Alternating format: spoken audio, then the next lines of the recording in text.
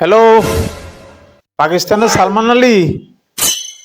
হ্যাঁ হ্যাঁ, বাংলাদেশ থেকে বলতেছি। আমরা তো সেমিফাইনালে শ্রীলঙ্কার সাথে প্রথম ম্যাচ জিতে আকাশে উঠতেছি, ফুরফুরা আমাদের মনটা।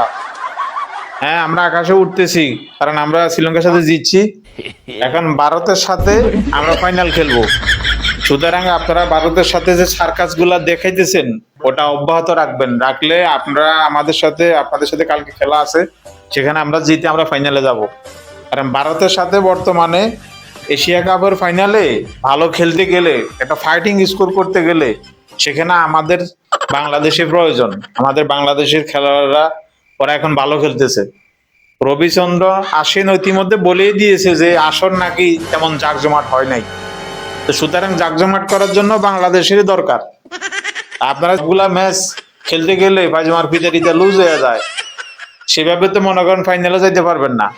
এর আগে ফখরুজ্জামানকে দিছিলাম, বলছিলাম পায়জামার ফিতা টাইট করে নামার জন্য, কিন্তু আপনারা তো সে ফেল করলেন। 9 ওভার 1 বলেই 100 রান করে ফেললো ভারত, আপনারা একটা উইকেট নিতে পারলেন না। তো সুতরাং আপনারা বাংলাদেশের সাথে আইসা মনে করেন ঘুরে খেলানোর তোমার দরকার নাই, সার্কাসটা যেভাবে রাখবেন। আমরা ফাইনাল খেলবো এশিয়া কাপে ভারতের সাথে। আগামী ম্যাচ আগামীকাল 24 তারিখ রাত 8:30 আপনাদের সাথে আমাদের সেমিফাইনাল খেলা। ইনশাআল্লাহ জিতবো এবং ফাইনালে ভারতের সাথে খেলবো। হ্যাঁ, ওকে, ঠিক আছে।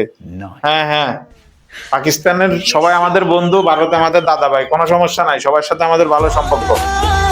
ওকে, ঠিক আছে, আল্লাহ হাফেজ।